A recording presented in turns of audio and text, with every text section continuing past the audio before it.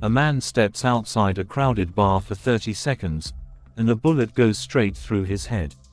Nobody sees where it came from. Nobody hears a gunshot, and in less than a minute, everyone left inside realizes they cannot leave, because whoever is out there is not finished yet. Welcome back to Mr. A Stories. Today we are breaking down The Bar, a claustrophobic thriller that traps a random group of strangers inside a single location and slowly turns them against each other. This one gets messy, it gets dark, and by the end, you will not believe how far these people go just to survive. Let us get into it. It starts as a completely ordinary morning in the middle of Madrid. A small, unremarkable bar is filling up with its usual mix of people. There is Elena, a young woman just trying to get through her day. There is Nacho, an advertising executive glued to his phone, more concerned about his job than anyone around him. There is Trini, the bar owner, and her waiter Sacho, both simply trying to get through another shift. There is Israel, a homeless man who wanders in off the street, treated with suspicion by almost everyone. There is Andres, a nervous businessman clutching his laptop like his life depends on it. There is an elderly regular named Conker, and a heavier set man named Sergio, quietly having his breakfast in the corner. None of these people know each other. They have no reason to ever interact beyond ordering coffee and pastries. But all of that changes in an instant when one customer steps outside into the square and is shot dead on the spot. Panic erupts inside the bar, but confusion keeps everyone frozen instead of reacting. Then, when a second person rushes outside to help the fallen man, thinking maybe it was some kind of accident, he too is shot down before he even reaches the body. At this point, it becomes horrifyingly clear. Someone out there is shooting anyone who steps outside the bar, and the group left inside has no idea who is doing it, or why. Their phones have no signal. The square outside looks completely empty, abandoned, as if the entire city has quietly disappeared around them. What should have been a normal morning turns into a total siege, with no explanation and no way to call for help. As panic sets in, the group tries to make sense of what is happening. Some believe there must be a sniper positioned on one of the rooftops surrounding the square, deliberately picking off anyone who steps into the open. Others start to wonder if this is something even stranger, something connected to why the entire square outside seems to have been emptied out before the shooting even started. The uncertainty is almost worse than the danger itself, because no one can agree on a plan when no one understands the threat they're actually facing. Trapped together with no way out, the group starts turning on each other almost immediately.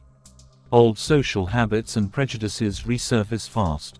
Israel, the homeless man, is treated with open hostility and suspicion by several members of the group, simply because he does not fit in with the rest of them. Andres grows increasingly paranoid about his laptop and his phone, refusing to let anyone near his bag, which raises immediate suspicion about what exactly he might be hiding. Then the situation inside the bar takes an even darker turn. Sergio, the quiet man who had been eating breakfast when everything started, is found dead inside the bar itself, seemingly having succumbed to some kind of sudden illness rather than being shot. His body becomes the spark for a whole new wave of terror. With no way to explain his death, panic spreads through the group that perhaps this was never about a shooter at all. Perhaps there is some kind of infection or virus spreading among them, something that could be carried through touch, and Sergio was simply the first person to succumb to it. This shift from external threat to invisible internal threat changes the entire dynamic of the story. Now, instead of just worrying about stepping outside, everyone inside the bar starts eyeing each other with suspicion, terrified that the person standing next to them might already be infected and simply has not shown symptoms yet. If this story already has your attention, take a second right now to hit that subscribe button on Mr. A Stories, because what this group decides to do next is where things get truly disturbing, and you do not want to miss it. Desperate and increasingly irrational, the group makes a brutal decision. Believing that Sergio's body, and possibly anyone who touched him could be a source of contamination, they decide the safest option is to force anyone potentially exposed down into the cellar beneath the bar, sealing them away from the rest of the group. What follows is a chaotic, almost darkly comedic struggle as they try to physically push Sergio's body through a narrow drainage grate connecting the cellar to the sewer system below, refusing to accept that his body simply will not fit. The paranoia only escalates from there. A fierce struggle breaks out over a set of syringes that could potentially be used to test for infection, and in the chaos, they end up falling through the grate into the sewer system below, seemingly lost for good. Trust completely collapses at this point. The group upstairs makes the cold, calculated decision to banish anyone they consider a risk down into the cellar with the body, effectively sacrificing them to protect the people who remain upstairs. But the true horror is only just beginning. The people banished into the cellar witness something no one upstairs expects. Unknown figures in hazmat suits arrive outside, and rather than offering any kind of rescue, they seal off the building and set it on fire, incinerating everyone still trapped upstairs. This is the moment the entire story reveals its true nature. This was never a random shooter, and it was never simply an outbreak. Someone with serious authority and resources wants every single person connected to this bar erased completely, and they are willing to burn the evidence, along with the people, to make sure of it. The survivors who were banished into the sewer system below now have to fight for their lives in a completely different way, no longer just worried about staying inside four walls, but forced into a desperate escape through the tunnels beneath the city itself, hunted the entire way by the same unseen forces responsible for everything that has happened since that first gunshot outside the bar. As the surviving characters make their way through the sewers, pursued and picked off one by one, the film pulls back the curtain further on what is actually happening.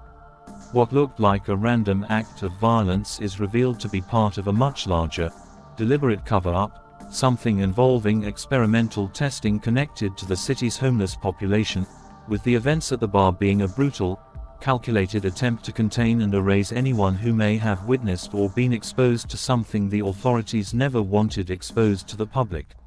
By the very end, only one person makes it out alive. Elena, the young woman we met at the very beginning of the story, is the sole survivor to escape the tunnels and reach the outside world. But instead of finding justice or an explanation for everything she just witnessed, she discovers that the truth is already being buried. The events inside that bar are quietly erased, covered up, and rewritten by the very people responsible for the massacre in the first place, leaving Elena as the only living witness to something the world will never officially know happened. What makes this ending land so hard is exactly how bleak it is. There is no big reveal that makes everything feel resolved, no clean justice for everyone who died inside that bar.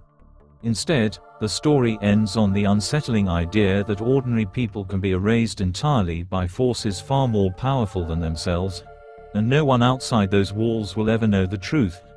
If you were trapped inside that bar with strangers you had never met, forced to decide who to trust when your own life was on the line, do you think you would have survived, or would paranoia have gotten you killed first? Let me know in the comments. That is the complete story of the bar. If this recap kept you hooked from beginning to end, do not forget to like this video, subscribe to Mr. A Stories, and turn on notifications so you never miss the next deep dive breakdown.